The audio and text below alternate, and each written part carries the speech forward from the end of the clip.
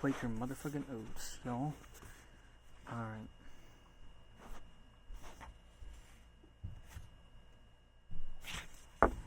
Chapter 8 of The Martian. Let's go. Hello, and thank you for joining us, Kathy Warner said to the camera. Today on CNN's Mark Watney Report. Several EVAs over the past few days. What do they mean? What progress has NASA made on a rescue option? And how will this affect the Ares 4 preparations? Joining us today is Dr. Venkat Kapoor, Director of Mars Operations for NASA. Dr. Kapoor, thank you for coming. Pleasure to be here, Kathy, Venkat said. Dr. Kapoor, Kathy said.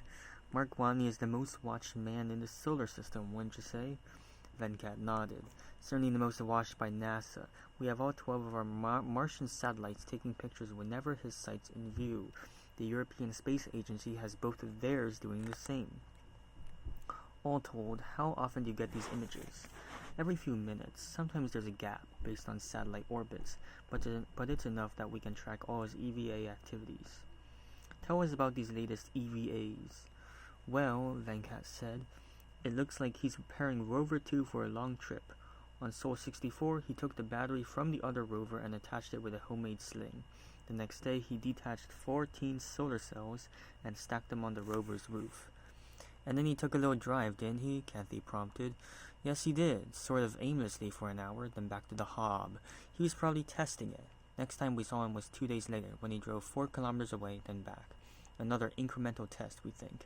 Then, over the past couple of days, he's been stocking it up with supplies. Kathy said. Most analysts think Mark's only hope of rescue is to get to the Ares 4 site. Do you think he's come to the same conclusion? Probably, Venkat said. He doesn't know we're watching. From his point of view, Ares 4 is his only hope. Do you think he's planning to go soon? He seems to be getting ready for a trip. I hope not, Venkat said. There's nothing at the site other than the MAV, none of the other pre-supplies. It would be a very long, very dangerous trip, and he'd be leaving the safety of the Hob behind. Why would he risk it? Communication, Venkat said. Once he reaches the MAV, he could contact us. So that would be a good thing, wouldn't it?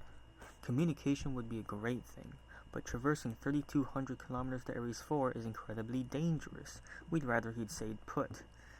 If we could talk to him, we'd certainly tell him that. He can't stay put forever, right? Eventually, he'll need to get to the MAV. Not necessarily, Venkat said.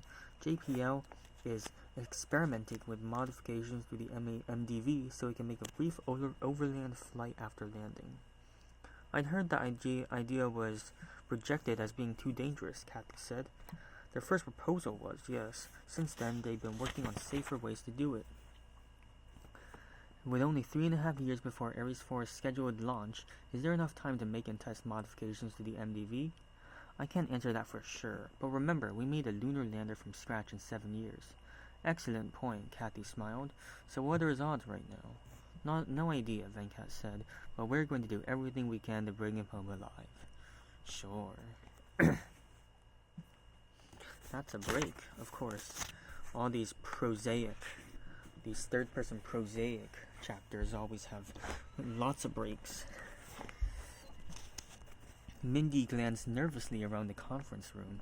She never felt so thoroughly outranked in her life. Dr. Venkat Kapoor, who was 4 levels of management above her, sat to her left. Next to him was Bruce Ng, NG, the director of JPL. He'd flown all the way to Houston from Pasadena just for this meeting. Never one to let precious time go to waste, he typed furiously on his laptop. The dark bags under his eyes made Mindy wonder just how overworked he truly was. Mitch Henderson, the flight director for Ares 3, swiveled back and forth in his chair, a wired earpiece in his ear. It fed him a real-time stream of all the comm chatter from Mission Control. He wasn't on shift, but he was kept apprised at all times. Annie Montrose entered the conference room, texting as she walked. Never taking her eyes off her phone, she deftly navigated around the edge of the room, avoiding people and chairs, and sat in her usual spot. Mindy felt a pang of envy as she watched the director of media relations. She was everything Mindy wanted to be, confident, high-ranking, beautiful, and universally respected within NASA.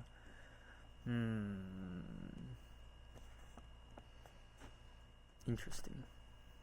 How'd I do today? Venkat asked. Annie said, putting her phone away. You shouldn't say things like bringing him home alive. It reminds people he might die. Think they're going to forget that? You asked my opinion. Don't like it? Bite me.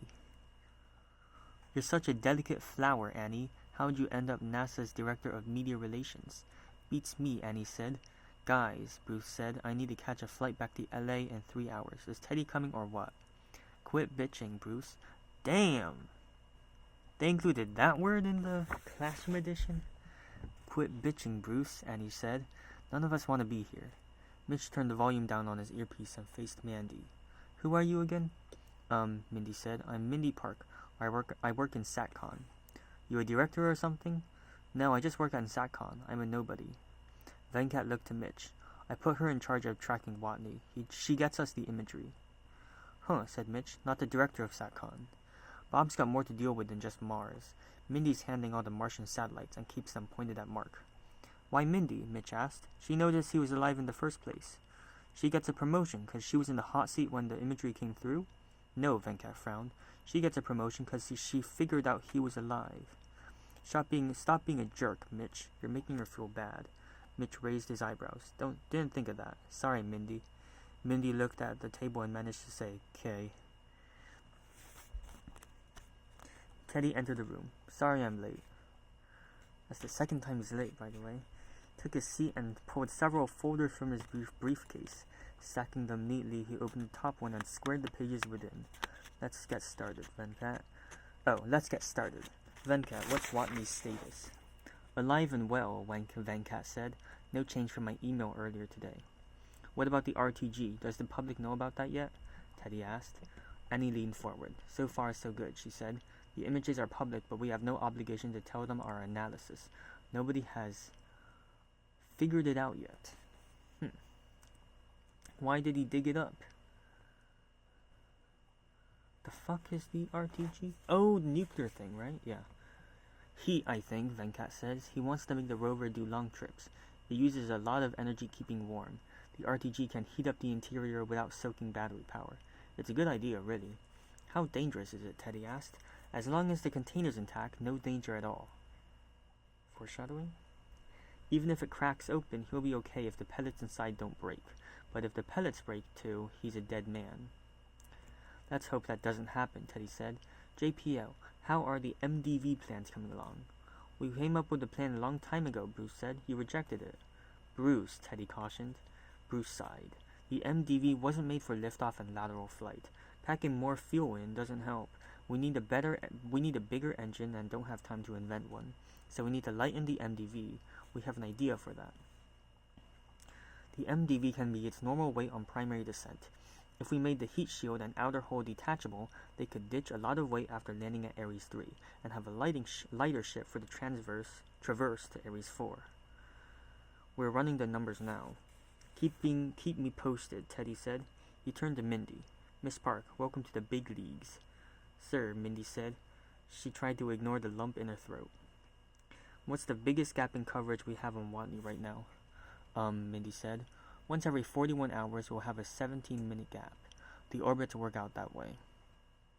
You had an immediate answer, Teddy said. Good, I like it when people are organized. Thank you, sir. I want that gap down to 4 minutes, Teddy said. I'm giving you total authority over satellite trajectories and orbital adjustments. Make it happen. Yes, sir, Mindy said, with no idea how to do it. Just like me. Teddy looked to Mitch. Mitch, your email said you had something urgent. Yes, Mitch said. How long are we going to keep this from the Ares 3 crew? They all think Watney's dead. It's a huge drain on morale. Morale of whom? Oh. Teddy looked to Venkat. Mitch, Venkat said. We discussed this. No, you discussed it, Mitch interrupted. They think they lost a crewmate. They're devastated. And when they find out they abandoned a crewmate, Venkat asked, will they feel better then? Mitch poked the table with his finger. They deserve to know. You think Commander Lewis can't handle the truth? You can't handle the truth. You can't handle the truth. It's a matter of morale, Venkat said. They can concentrate on getting home. I make that call, Mitch said. I'm the one who decides what's best for the crew, and I say we bring them all up to speed. After a few moments of silence, all eyes turned on Teddy. He thought for a moment. Sorry, Mitch, I'm with Venkat on this one, he said. But as soon as we come up with a plan for rescue, we can tell Hermes. There needs to be some hope, or there's no point in telling them. Mitch grumbled and crossed his arms. Interesting. So, real strategy with information management. They got a real strategy for whether or not they tell them, which is no, I didn't really think of that. I would have just told them right then and there. Hey guys, you just left him behind. Sorry about that. Because it's not really their fault that they abandoned him. I know you're upset, Teddy said calmly. We'll make it right, just as soon as we have some idea how to say Watney. Teddy let a few seconds of quiet pass before moving on. Okay, JPO is on the rescue option, he said with a nod towards Bruce, but it would be part of Ares 4. How does he stay alive till then? Venkat? Venkat opened the folder and glanced at the paperwork inside. I had every team check and double-check the longevity of their systems. We're pretty sure the Hop can keep working for 4 years, especially with a human occupant fixing problems as they arise. But there's no way around the food issue. He'll start starving in a year. We have to send him supplies. Simple as that. What about an Ares 4 pre-supply, said Teddy. Landed at Ares 3 instead. That's what we're thinking, yeah, Venkat confirmed. Problem is, the original plan was to launch pre-supplies a year from now. They're not ready yet. It takes 8 months to get a probe to Mars in the best of times. The positions of Earth and Mars right now, it's not the best of times. We figure he can get there in 9 months. Presuming he's rationing his food, he's got enough to last 350 more days. That means we need to build a pre-supply in 3 months. JPL hasn't even started yet. That'll be tight, Boots said. Making a pre-supply is a 6-month process. We're set up to pipeline a bunch of them at once, not to make one in a hurry. Sorry, Bruce, Teddy said. I know we're asking a lot, but you have to find a way. We'll find a way, Bruce said, but the OT alone will be a nightmare. Get started. I'll find you the money. There's also the booster, Venkat said. The only way to get a probe to Mars, with the planets in their current positions, is to spend a buttload of fuel. We only have one booster capable of doing that.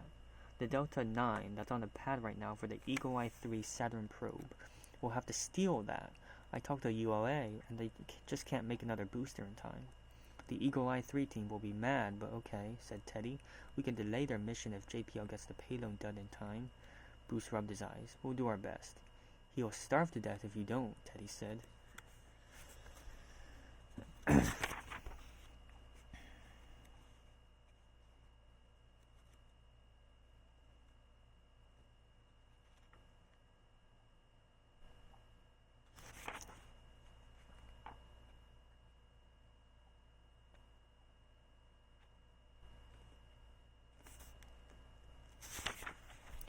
Another break. That's wonderful.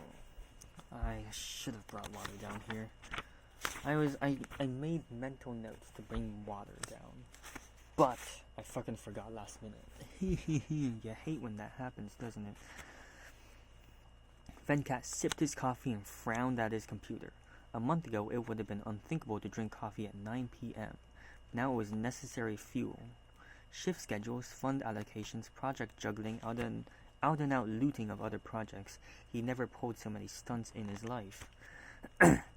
I get the necessary fuel thing, because necessary fuel for rockets and stuff versus necessary fuel for energy with Venkat versus necessary fuel turned fuel in another sense for the hydrazine.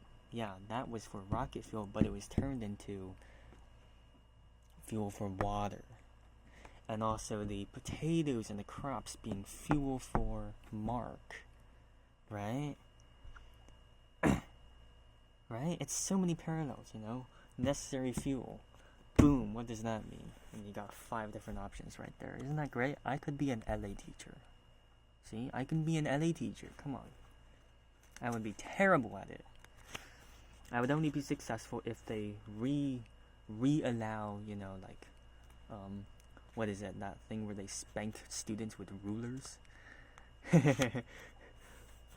Not that I'm into spanking, I'm just into a bunch of like heavy discipline. I think that's the only way I could be a decent teacher. I should probably not say that if I want to be a teacher in the future. Who knows? Just I'm joking. If you're my future employer, I'm joking. All right, I'm joking. Everything I say is not true. NASA's a large organization, he typed. Doesn't deal with the sudden change well. The only reason we're getting away with it is the desperate circumstances. Everyone's pulling together to save Mark Watney with no interdepartmental squabbling.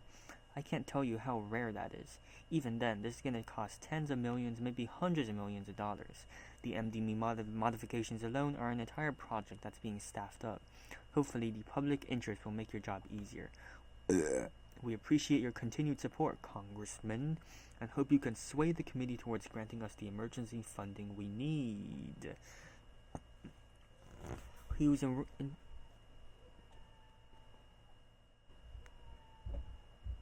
that's the neighbor.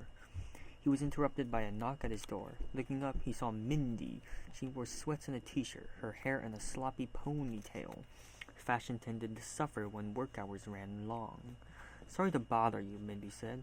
No bother, Venkat said. I could use a break. What's up? He's on the move, she said. Venkat slouched in his chair. Any chance it's a test drive? She shook her head. He drove straight away from the hab for almost 2 hours, did a short EVA, then drove for another 2. We think the EVA was to change batteries. Venkat sighed heavily. Maybe it's just a longer test, an overnight trip kind of thing? He's 76 kilometers from the hub, Mindy said. For an overnight test, wouldn't he stay within walking distance? Yes, he would, Venkat said. Damn it, we've had teams run every conceivable scenario. There's just no way he can make it to Ares 4 with that setup. We never saw him load up the oxygenator or water reclaimer. He can't possibly have enough basics to live long enough. I don't think he's going to Ares 4, Mindy said. If he is, he's taking a weird path.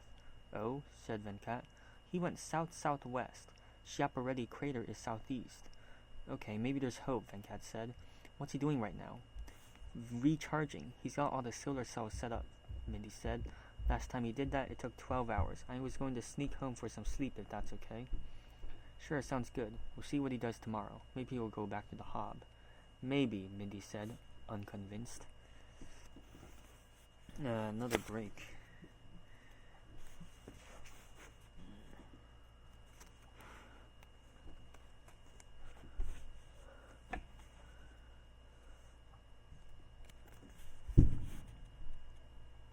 Welcome back, Kathy said to the camera. We're chatting with Marcus Washington from the U.S. Post Service. So, Mr. Washington, I understand the Ares 3 mission calls the Postal Service first. Can you explain that to our viewers? Yeah, said Marcus. Everyone thought Mark Watney was dead for over 2 months. In that time, the Postal Service issued a run of commemorative stamps honoring his memory. 20,000 were printed and sent to post offices around the country. And then it turned out he was alive, Kathy said. Yeah, said Marcus. We don't print stamps of living people. So we stopped the run immediately and recalled the stamps, but thousands were already sold. They don't print stamps of living people. Isn't that really true? Interesting. Has this ever happened before? Kathy asked. No, not once in the history of the Postal Service. I bet they're worth a pretty penny now. Marcus chuckled. Maybe, but like I said, thousands were sold. They'll be rare, but not super rare. Kathy chuckled and then addressed the camera. We've been speaking with Marcus Washington of the U.S. Postal Service. If you've got a Mark Watney commemorative stamp, you might want to hold on to it. Thanks for dropping by, Mr. Washington. Thanks for having me, Marcus said. The fact that he's named Marcus Washington is pretty on the nose. Any hidden parallels? Whatevs. Our next guest is Dr. Irene Shields, flight psychologist for the Ares missions. Dr. Shields, welcome to the program. Thank you, Irene said, adjusting her microphone clip. Do you know Mark Watney personally? Of course, Irene said. I did monthly psych evaluations on each member of the crew. What can you tell us about him? His personality, his mindset? Well, Irene said, he's very intelligent, all of them are, of course, but he's particularly resourceful and a good problem solver. That may save his life, Kathy interjected. It may indeed, Irene agreed. Also, he's a good-natured man, usually cheerful, with a great sense of humor. He's quick with a joke. In the months leading up to launch, the crew was put through a grueling training schedule. They all showed signs of stress and moodiness. Mark was no exception, but the way he showed it was to crack more jokes and get everyone laughing. He sounds like a great guy, Kathy said. He really is, Irene said. He was chosen for the mission in part because of his personality, and Ares crew has to spend 13 months together. Social compatibility is key. Mark not only fits well in any social group, he's a catalyst to make the group work he's a catalyst to make the group work better. It was a terrible blow to the crew when he, quote-unquote, died. And they still think he's dead, right? The Ares 3 crew. Yes, they do, unfortunately, Irene confirmed. The higher-ups decided to keep it from them, at least for now. I'm sure it wasn't an easy decision. Kathy paused for a moment, then said, All right. You know I have to ask. What's going through his head right now? How does a man like Mark Watney respond to a situation like this? Stranded, alone, no idea we're trying to help? There's no way to be sure, Irene said. The biggest threat is giving up hope. If he decides there's no chance to survive, he'll stop trying. Then we're okay for now, right? Kathy said. He seems to be working hard. He's prepping the rover for a long trip and testing it. He plans to be there when Ares 4 lands. That's one interpretation, yes, Irene said. Is there another? Irene carefully formed her answer before speaking. When facing death, people want to be heard. They don't want to die alone. He might just want the MAV radio so he can talk to another soul before he dies. If he's lost hope, he won't care about survival. His only concern will be making it to the radio. After that, he'll probably take an easier way out than starvation. The medical supplies of an Ares mission have enough morphine to be lethal. After several seconds of complete silence in the studio, Kathy turned to the camera. We'll be right back. Wow. That's one way to do it. So, that's another break, by the way. Hey, Venk, Bruce's voice came from the speakerphone on Venkat's desk. Bruce, hi, said Venkat, typing on his computer. Thanks for clearing up some time. I wanted to talk about the pre-supply. Sure thing, what's on your mind? Let's say we soft land it perfectly. How will Mark know what happened? And how will we know where to look? We've been thinking about that, said Bruce. We've got some ideas. I'm all ears, Venkat said, saving his document and closing his laptop. We'll be sending him a comm system anyway, right? We could have it turn on after landing. It'll broadcast on the rover and the EVA suit frequencies. It'll have to be a strong signal, too.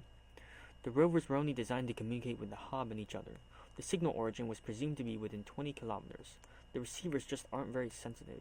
The EVA suits are even worse. But as long as we have a strong signal, we should be good.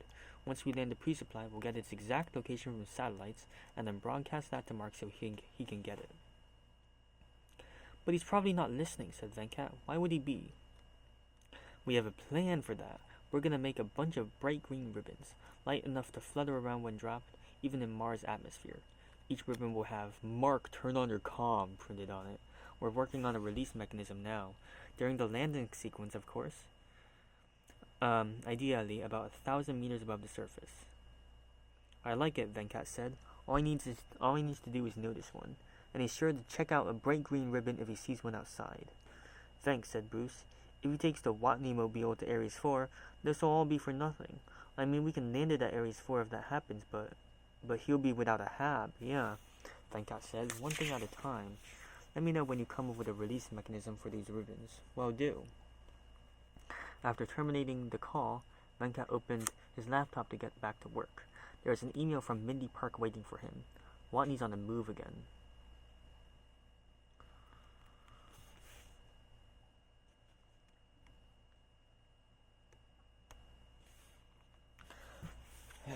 Another break, but there's 2 pages left. Still going in a straight line, Mindy said, pointing to her monitor. I see, Venkat said. He's not going to Ares 4 unless he's not going to Ares 4 unless he's going around some natural obstacle. There's nothing for him to go around, Mindy said. It's Acidalia planitia. Are those the solar cells? Venkat asked, pointing to the screen. Yeah, Mindy said. He did the usual 2-hour drive. EVA 2-hour drive. He's 156 kilometers from the hub now. They both peered at the screen. Wait, Venkat said. Wait, no way. What? Mindy asked. When Venkat grabbed a pad of post-its and a pen. Give me his location and the location of the hub. Mindy checked her screen. He's currently at 28.9 degrees north, 29.6 degrees west. With a few keystrokes, she brought up another file. The hub's at 31.2 degrees north, 28.5 degrees west. What do you see? Hold on. 28.9. We have a map in the book. The Aries 3. It's going south-southwest, right? Hold on, I'm getting the phone for this. He would be here. Is he going to Pathfinder? I think that's it. There's nothing else here. I think he's going to Pathfinder.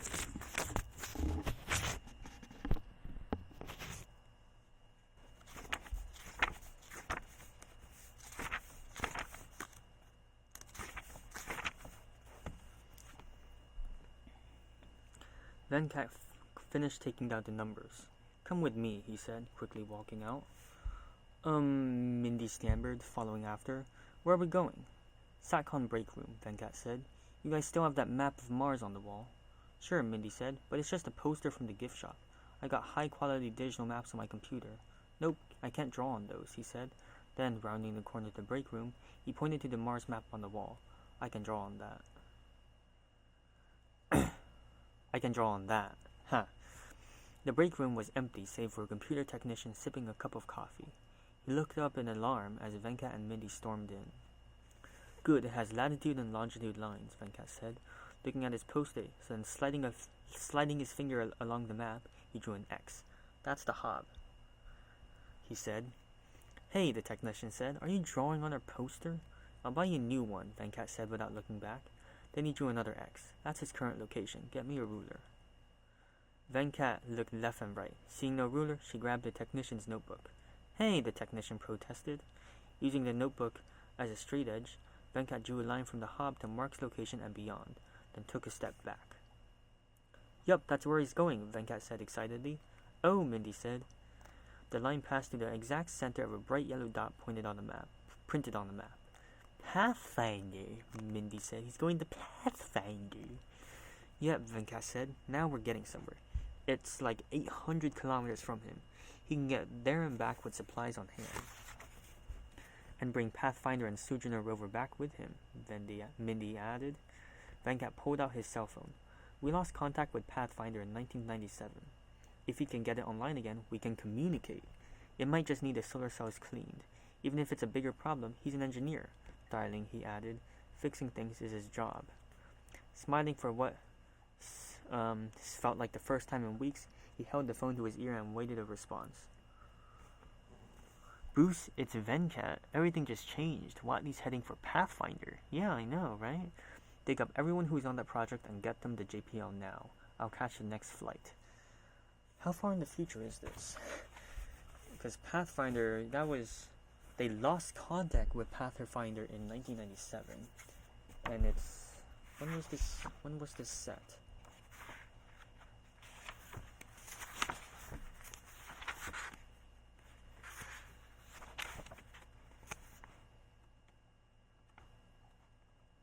I don't know, somewhere in the future, right? So, let's assume it's like 2035. So that's like almost 40 years after Pathfinder's mission ended. And I don't know when it started. Do you think anyone's alive from there? Who the hell knows? Hanging up, he grinned at the map. Mark, you sneaky, clever bastard. And then that's chapter 9. Alright, I'm gonna read through to chapter 10. So we're going to stop at the end of chapter 10. Chapter 9. Log entry Soul 79. It's the evening of my 8th day on the road. Series 4 has been a success so far. I've fallen into a routine. Every morning I wake up at dawn. First thing I do is check oxygen and CO2 levels. Then I eat a breakfast pack and drink a cup of water. After that, I brush my teeth, using as little water as possible, and shave with an electric razor. The rover has no toilet. We are expected to use our suits and reclamation systems for that, but they aren't designed to hold 20 days worth of output. My morning pee goes into a resealable plastic box. When I open it, the rover reeks like a truck stop's men's room. I could take it outside and let it boil off, but I worked hard to make that water, and the last thing I'm going to do is waste it. I'll feed it to the water reclaimer when I get back. Into a resealable plastic box? Why a box, dude? Just like fucking... I guess boxes are the most plentiful shape of container. Whatever. It's a bit... whatever. Even more precious is my poop. It's critical to the potato farm, and I'm the only source on Mars. Fortunately, when you spend a lot of time in space, you learn how to crap in a bag. And if you think things are bad after opening the urine box, imagine the smell after I drop anchor. Drop anchor.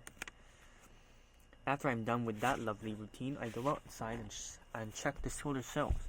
Why didn't I do it the previous night? Because trying to dismantle and stack solar cells in total darkness isn't fun. I learned that the hard way. After securing the cells, I come back in, turn on some crappy 70s music, and start driving. I putter along at 25 kilometers per hour, the rover's top speed. It's comfortable inside. I wear hastily made cut-offs and a thin shirt while the RTG bakes the interior. When it gets too hot, I detach the insulation duct tape to the hole. When it gets too cold, I tape it back up. I can go almost 2 hours before the first battery runs out. I do a quick EVA to swap cables, and I'm back at the wheel for the second half of the day's drive. The terrain is very flat. The undercarriage of the rover is taller than any of the rocks around here, and the hills are gently sloping affairs, smoothed by eons of sandstorms. When the other battery runs out, it's time for another EVA. I pull the solar cells off the roof and lay them on the ground. For the first few souls, I line them up in a row. Now I plop them wherever, trying to keep them close to the rover out of sheer laziness. Then comes the incredibly dull part of my day. I sit around for 12 hours with nothing to do, and I'm getting sick of this rover. The inside's the size of a van. That may seem like plenty of room, but try being trapped in a van for 8 days. I look forward to tending my potato farm in the wide open space of the Hob. I'm nostalgic for the Hob. How messed up is that? I have crappy 70s TV to watch and a bunch of Poirot novels to read, but mostly I spend my time thinking about getting to Ares 4. I'll have to do it someday. How am I going to survive a 3,200 kilometer trip in this thing? It'll probably take 50 days. I'll need the water reclaimer and the oxygenator, maybe some of the Hob's main batteries, and a bunch more solar cells to charge everything. Well, where will I put it all? These thoughts pester me throughout the long, boring days. Eventually, it gets dark and I get tired. I lie among the food packs, water tanks, extra O2 tank, piles of CO2 filters, box of pee, bags of poop, and personal items. I have a bunch of crew jumpsuits to serve as bedding, along with my blanket and pillow. Basically, I sleep in a pile of junk every night. Speaking of sleep, good night. That's certainly worth spending a whole log entry on.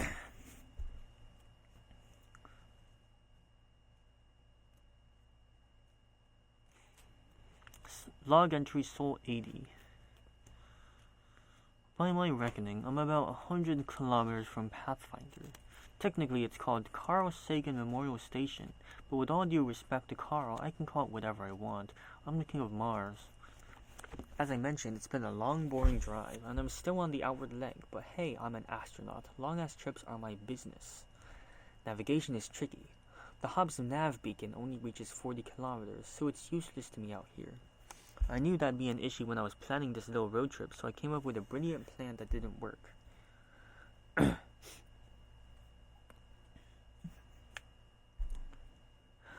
The computer has detailed maps, so I figured I could navigate by landmarks. I was wrong.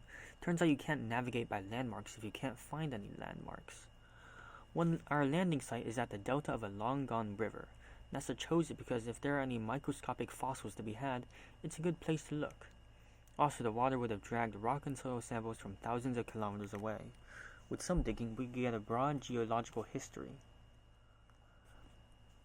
That's great for science, but that means a Hobbs in a featureless wasteland.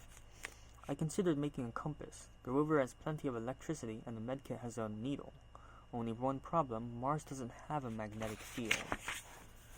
So I navigate by Phobos. It whips around Mars so fast it actually rises and sets twice a day, running west to east. It isn't the most accurate system, but it works. Things got easier on Sol 75. I reached the valley with a rise to the west. It had flat ground for easy driving, and I just needed to follow the edge of the hills. I named it Lewis Valley after our fearless leader. She'd love it there, geology nerd that she is. 3 sols later, Lewis Valley opened into a wide plain.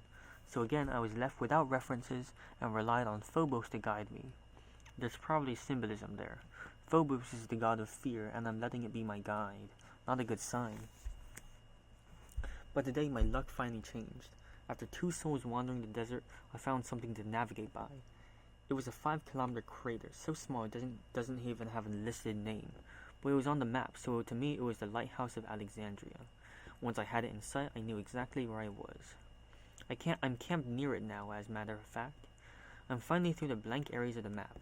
Tomorrow I'll have the lighthouse to navigate by, and Hamelin Crater later on. I'm in good shape. Now on to my next task, sitting around with nothing to do for 12 hours. I'd better get started.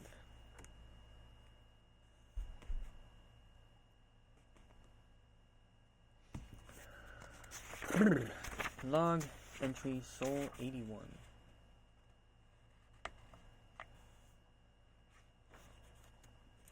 Almost made it to Pathfinder today, but I ran out of juice.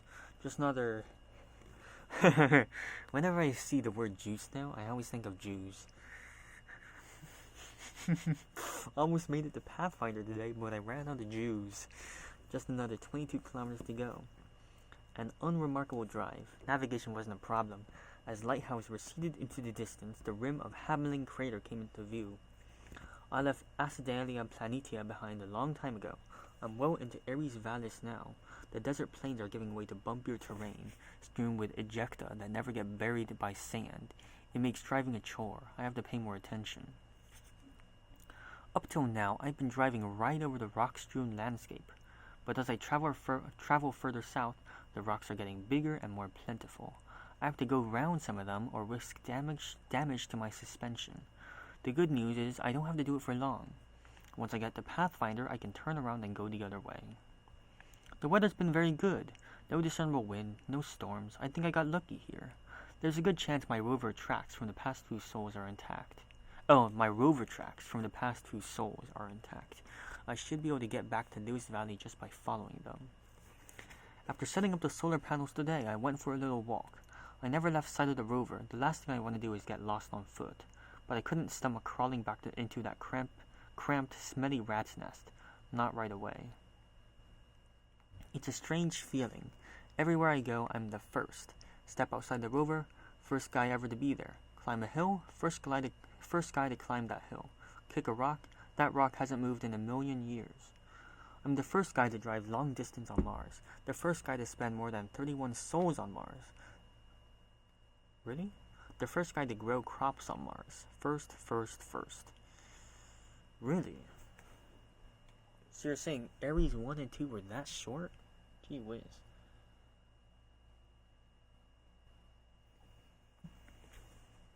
I wasn't expecting to be first on anything. I was the 5th crewman out of the MDV when we landed, making me the 17th person to set foot on Mars. The egress order had been determined years earlier. A month before launch, we all got tattoos of our Mars numbers. Johansson almost refused to get her 15 because she was afraid it would hurt. Here's a woman who had survived the centrifuge, the vomit comet, hard landing drills, and 10K runs. A woman who fixed a simulated MDV computer failure while being spun around upside down, but she was afraid of a tattoo needle. Man, I miss those guys. Honestly, I'm kind of afraid of needles as well. I'd give anything for a 5-minute conversation with anyone. Anyone, anywhere. About anything. I'm the first person to be alone on an entire planet. Okay, enough moping. I am having a conversation with someone. Whoever reads this log, it's a bit one-sided, but we'll have to do. I might die, but someone will know what I had to say. And the whole point of this trip is to get a radio. I could be reconnected with mankind before I even die. So here's another first. Tomorrow I'll be the first person to recover a Mars probe. Log entry Sol 82. Victory, I found it. I knew I was in the right area when I spotted twin peaks in the distance. The two small hills are under a kilometer from the landing site. Even better, they are on the far side of the site. All I had to do was aim for them until I found the lander. And there it was, right where it was supposed to be. I excitedly stumbled out and rushed to the site. Pathfinder's final stage of descent was a balloon-covered tetrahedron. The balloons absorbed the impact of landing. Once it came to rest, they deflated and the tetrahedron unfolded to reveal the probe. It's actually two separate components, the lander itself and the Sojourner rover. The lander was immobile, while Sojourner wandered around and got a good look at the local rocks. I'm taking both back with me, but the most important part is the lander. That's the part that can communicate with Earth. I can't explain how happy I was to find it. It was a lot of work to get here, and I'd succeeded. The lander was half buried. With some quick and careful digging, I exposed the bulk of it. The large tetrahedron and the deflated balloon still lurked below the surface.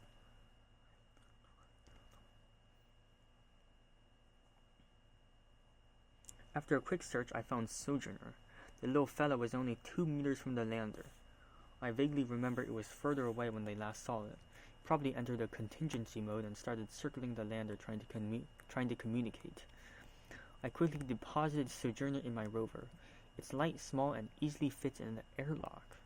The lander was a different story. Really? Sojourner can fit in the fucking airlock? I had no hope of getting the whole thing back to the Hob. It was just too big, but I only needed the probe itself. It was time for me to put on my mechanical engineer hat. The probe was on the central panel of the unfolded tetrahedron. The other 3 sides were each attached to the central panel with a metal hinge. As someone at JPL might tell you, probes are delicate things. Weight is a serious concern, so they're not made to stand up to much punishment. When I took a crowbar to the hinges, they popped right off.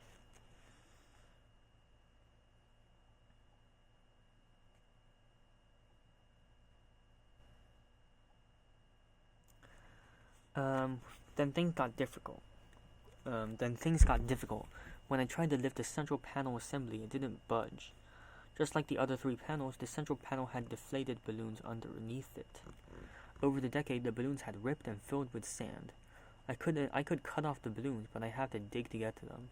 It wouldn't be hard, it's just sand, but the other 3 panels were in the way.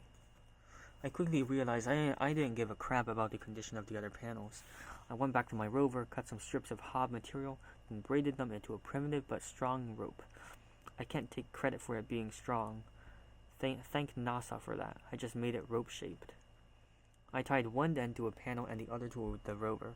The rover was made for traversing extremely rugged terrain, often at steep angles. It may not be fast, but it has great torque. I towed the panel away like a redneck removing a tree stump. Now I had a place to dig. As I exposed each balloon, I cut it off. The whole task took an hour.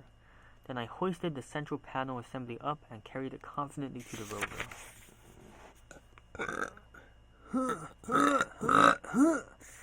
Sorry. At least that's what I wanted to do. This stupid thing is still heavy as hell. I'm guessing it's about 200 kilograms. Even in Mars gravity, that's a bit much. I could carry it around the Hob easily enough, but lifting it while wearing an awkward EVA suit, out of the question. So I dragged it to the rover. Now for my next feat, getting it on the roof. The roof was empty at the moment. Even with mostly full batteries, I had set up the solar cells when I stopped. Why not? Free energy. I worked it out in advance. On the way here, 2 stacks of solar panels occupied the whole roof.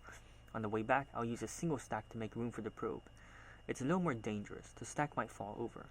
Also, the cells will be a pain in the ass to stack that high, but I'll just get it done. I can't just throw a rope over the rover and hoist Pathfinder up the side. I don't want to break it. I mean, it's already broken. They lost contact in 1997, but I don't want to break it more. I came up with a solution, but I've done enough physical labor for one day, and I was almost out of daylight. Now I'm in the rover looking at Sojourner. It seems alright, no physical damage on the outside. Doesn't look like anything got too baked by the sunlight. The dense layer of Mars crap all over it protected it from long-term solar damage. You may think Sojourner isn't much use to me. It can't communicate with Earth. Why do I care about it? If I establish a link with NASA, I can talk to them by holding a page of text up to the lander's camera. But how would they talk to me? The only moving parts on the lander are the high-gain antenna, which would have to stay pointed at Earth, and the camera boom. We'd have to come up with a system where NASA could talk by rotating the camera head. It would be painfully slow.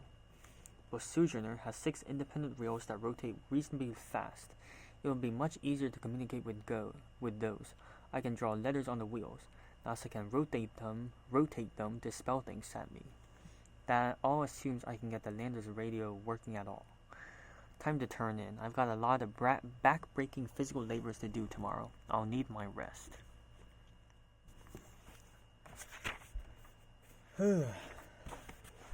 Log entry Soul 83. Oh man, I'm sore. But it's the only way I can think of to get the lander safely on the roof. I built a ramp out of rocks and sand, just like the ancient Egyptians did. And if there's one thing Ares Vallis has, it's rocks. First, I experimented to find how steep the grade could be. I piled some rocks near the lander and dragged it up the pile and back down again. Then I made the pile steeper and made sure I could drag the lander up and down.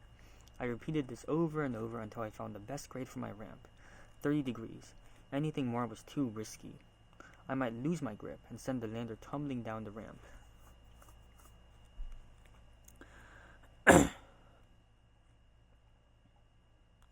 The roof of the rover is over 2 meters from the ground, so I'll need a ramp almost 4 meters long. I got to work. The first few rocks were easy, then they started feeling heavier and heavier. Hard physical labor in a spacesuit is murder. Everything's more effort because you're lugging 20 kilograms of suit around with you, and your movement is limited. I was panting within 20 minutes. So I cheated. I upped my O2 mixture. It really helped a lot. Probably shouldn't make that a habit. Also, I didn't get hot. The suit leaks heat faster than my body could ever generate it. The heating system is what keeps the temperature bearable. My physical labor just meant the suit didn't have to heat itself as much. After hours of grueling labor, I finally got the ramp made. Nothing more than a pile of rocks against the rover, but it reached the roof. I stomped up and down the ramp first to make sure it was stable, then dragged the lander up.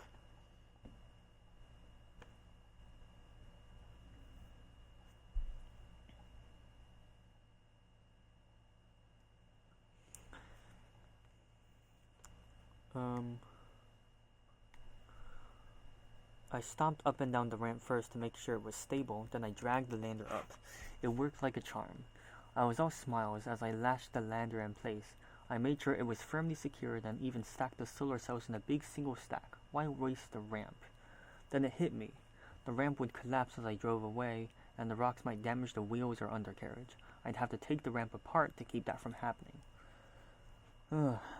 Tearing the ramp down was easier than putting it up. I didn't need to carefully put each rock in a stable place. I just dropped them wherever. It only took me an hour. And now I'm done. I'll start heading home tomorrow with my new 200-kilogram broken radio. We're already at chapter 10. And chapter 10's only 9 pages, 8 pages. Goodness gracious. 7 pages. Man, what a blessing. Chapter 10.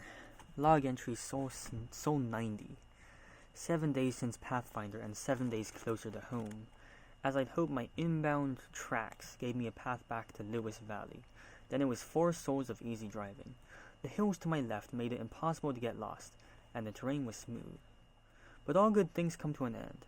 I'm back in Acidalia Planitia now. My outgoing tracks are long gone. It's been 16 days since I was last here. Even timid weather would clear them out in that time. On my way out, I should have made a pile of rocks every time I camped. The land is so flat they'd be visible for kilometers. On second thought, thinking back to making that ramp. Ugh.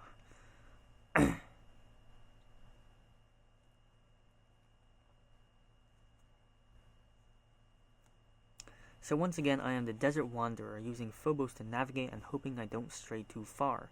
All I need to do is get within 40 kilometers of the hub and I'll pick up the beacon. I'm feeling optimistic. For the first time, I think I might get off this planet alive. With that in mind, I'm taking soil and rock samples every time I do an EVA. At first, I figured it was my duty. If I survive, geologists will love me for it. But then it started to get fun. Now, as I drive, I look forward to that simple act of bagging rocks. It just feels nice to be an astronaut again. That's all it is. Not a reluctant farmer, not an electrical engineer, not a long-haul trucker. An astronaut. I'm doing what astronauts do. I missed it. Log entry Sol 92. I got 2 seconds of signal from the Hob beacon today, then lost it. But it's a good sign. I've been traveling vaguely north-northwest for 2 days. I must be a good 100 kilometers from the Hob. It's a miracle I got any signal at all. Must have been a moment of perfect weather conditions. During the boring-ass days, I'm working my way through the $6 Million Man from Commander Lewis's inexhaustible collection of 70s tripe. I just watched an episode where Steve Austin fights a Russian Venus probe that landed on Earth by mistake. As an expert in interplanetary travel, I can tell you there are no scientific inaccuracies in the story. It's quite common for probes to land on the wrong planet. Also, the probe's large, flat-panel hull is ideal for the high-pressure Venusian atmosphere. And, as we all know, probes often refuse to obey directives, choosing instead to attack humans on sight. So far, Pathfinder hasn't tried to kill me, but I'm keeping an eye on it. Log entry Sol 93. I found the Hob signal today. No more chance to get lost. According to the computer, I'm 24,718 meters away. I'll be home tomorrow. Even if the rover has a catastrophic failure, I'll be fine. I can walk to the Hob from here. I don't know if I've mentioned this before, but I am really sick of being in this rover. I have spent so much time seated or lying down, my back is all screwed up. Of all my crewmates, the one I miss most right now is Beck. He'd fix my aching back, though he'd probably give me a bunch of crap about it. Why didn't you do any stretching exercises? Your body's important. Eat more fiber or whatever. At this point, I'd welcome a health lecture.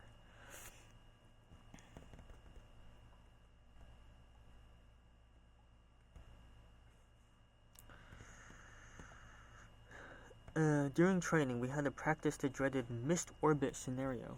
In the event of a second stage failure during MAV ascent, we'd be in orbit, but too low to reach Hermes. We'd be skimming the upper atmosphere, so our orbit would rapidly decay. NASA would remotely operate Hermes and bring it in to pick us up. Then we'd get out of there before Hermes caught too much drag.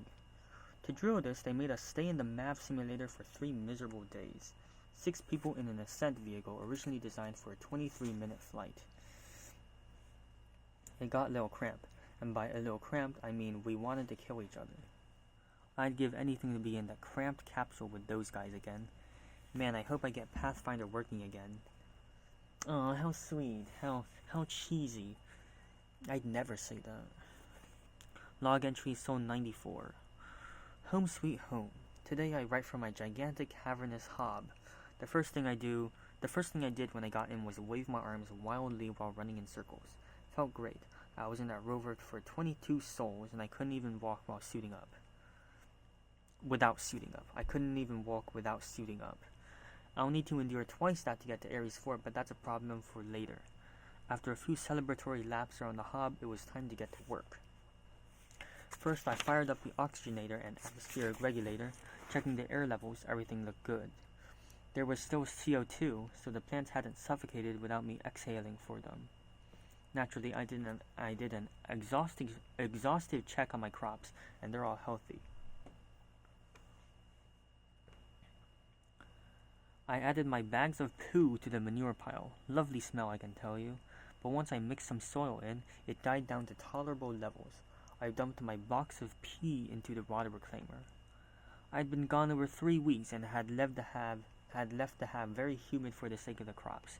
That much water in the air can cause any amount of electrical problems, so I spent the next few hours doing full system checks on everything. Then I kind of lounged around for a while. I wanted to spend the rest of the day relaxing, but I had more to do. After suiting up, I went to a rover and dragged the solar cells off the roof. Over the next few hours, I put them back where they belonged, wiring them into the Hobbs power grid. Getting the lander off the roof was a hell of a lot easier than getting it up there. I detached the strut from the MAV platform and dragged it over to the rover. By leaning it against the hole and digging the other end into the ground for stability, I had a ramp. I should have brought that strut with me to the Pathfinder site. Live and learn. But there's no way to get the lander in the airlock. It's just too big. I could probably dismantle it and bring it in a piece at a time, but there's a pretty compelling reason not to. With no magnetic field, Mars has no defense against harsh solar radiation. If I were exposed to it, I'd get so much cancer the cancer would have cancer. So the Hob canvas shields from electromagnetic waves. This means the Hob itself would block any transmissions if the lander were inside. Speaking of cancer, it was time to get rid of the RTG. It pained me to climb back into the rover, but it had to be done. If the RTG ever broke open, it would kill me to death. It would kill him to death. Interesting. NASA decided 4 kilometers was the safe distance, and I wasn't about to second-guess them.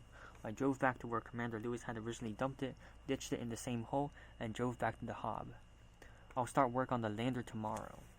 Now to enjoy a good long sleep in an actual cot. With the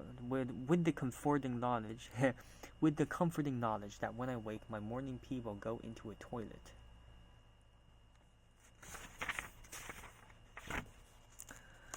Log entry Sol 95. Today was all about repairs. The Pathfinder mission ended because the lander had an unknown critical failure. Once JPL lost contact with the lander, they had no idea what became of Sojourner. It might be in better shape. Maybe it just needs power. Power it couldn't get with its solar panels hopelessly caked with dust. I set the little rover on my workbench and pried open a panel to peek inside. The battery was a lithium thionyl chloride non-rechargeable. I figured that out from some subtle clues: the shape of the connection points, the thickness of the insulation, and the fact that it had LiSOCl2 non-RCHRG written on it.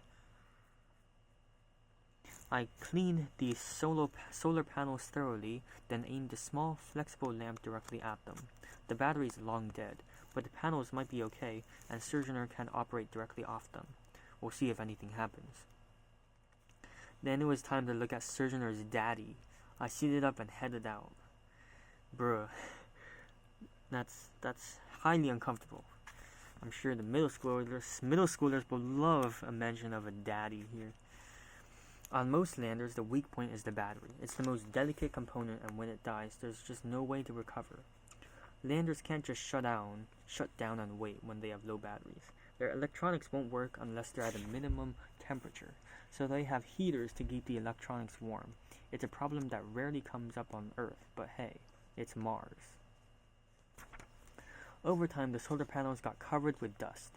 Then winter brings colder temperatures and less daylight. This all combines into a big screw you from Mars through your lander.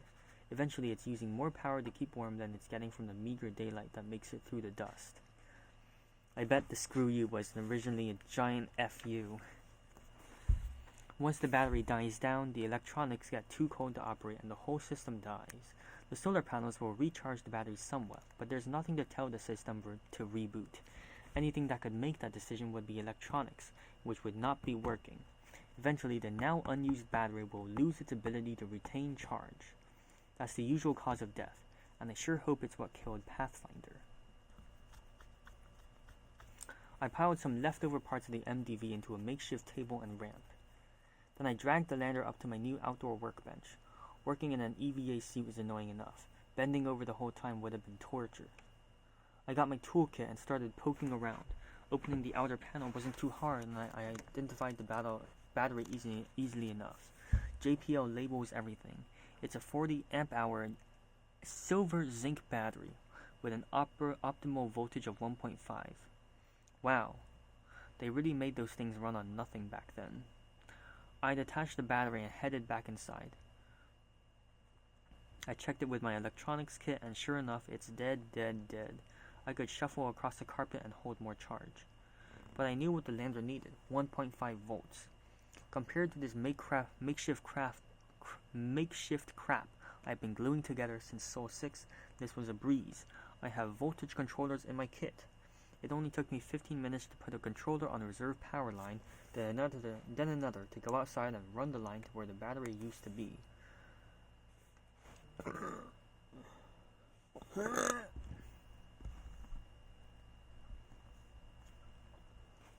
Maximilian has a new story.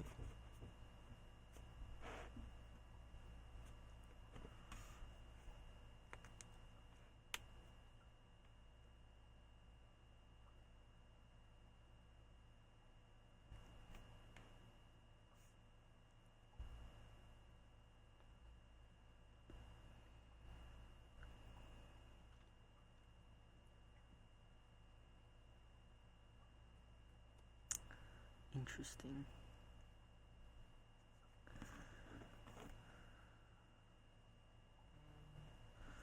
I'm killing myself. Okay. Compared to the makeshift crap I've been gluing together since Sol 6, this was a breeze. I have voltage controllers in my kit. It only took me 15 minutes to put the controller on a reserve power line, then another to go outside and run the line to where the battery used to be. Then there's the issue of heat. It's a good idea to keep electronics above negative 40 degrees Celsius.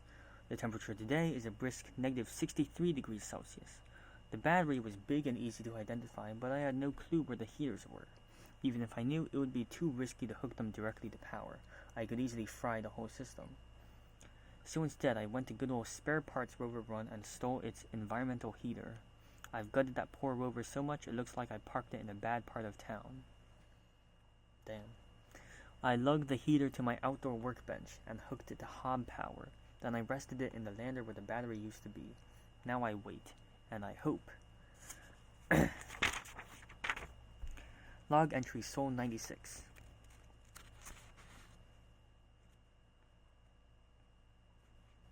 I was really hoping I'd wake up to a functional lander, but no such luck. Its high gain antenna is right where I last saw it. Why does that matter? Well, I tell you. If this lander comes back to life, and that's a big if, it will try to establish contact with Earth. Problem is no one's listening. It's not like the Pathfinder team is hanging around JPL just in case their long-dead probe is repaired by a wayward astronaut. Foreshadowing? The Deep Space Network and SETI are my best bets for picking up the signal. If either of them caught a blip from Pathfinder, they'd tell JPL. JPL would quickly figure out what was going on, especially when they triangulated the signal to my landing site. They'd tell the lander where Earth is, and it would angle the high-gain antenna appropriately. That there, the angling of the antenna, is how I'll know if it linked up. So far, no action. There's still hope. Any number of reasons could be delaying things. The rover heater is designed to heat air at 1 atmosphere, and the thin Martian air severely hampers its ability to work, so the electronics might need more time to warm up.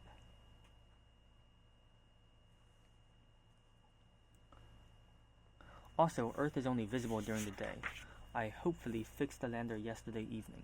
It's morning now, so most of the intervening time has been night. No Earth. Sojourner's showing no sign of life either. It's been in a nice warm environment of the Hob all night, with plenty of light on its sparkling clean solar cells. Maybe it's running an extended self-check, or staying still until it hears from the lander or something. I'll just have to put it out of my mind for now. Pathfinder log, Sol 0. Boot sequence initiated. Time 000. Loss of power detected. Time/day unreliable. Loading OS. VxWare operating system. C. Wind River system performing. Hardware check. Internal temperature -34 degrees Celsius. External temperature non-functional. Battery full. High gain okay. Low gain okay.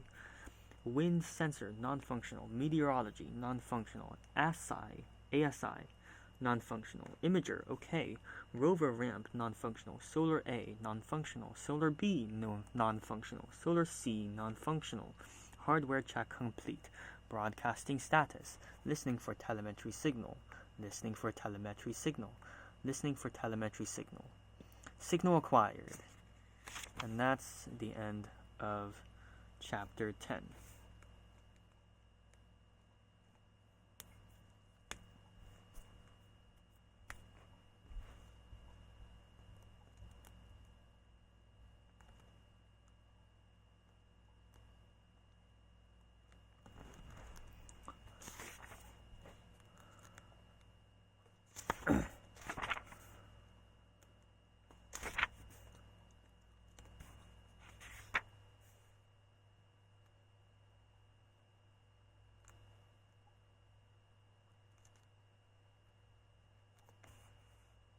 No fucking shot.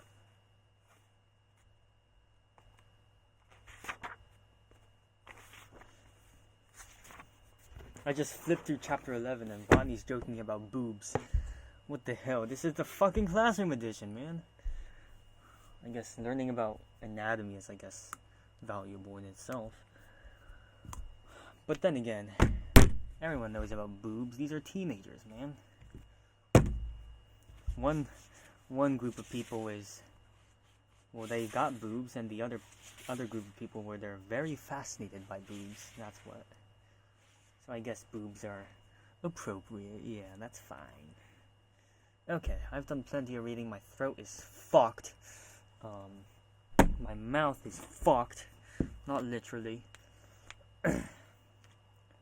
My legs have been folded for more than an hour. So when I stand up, I'm gonna immediately faint, and then I'm gonna waste another 2-3 hours just out of it. Okay, I'm gonna maybe read more tonight. I do have to actually get started on How We Got to Now. But then again, the story's really building up in the March, and I don't know when I want to start How We Got to Now. Good books.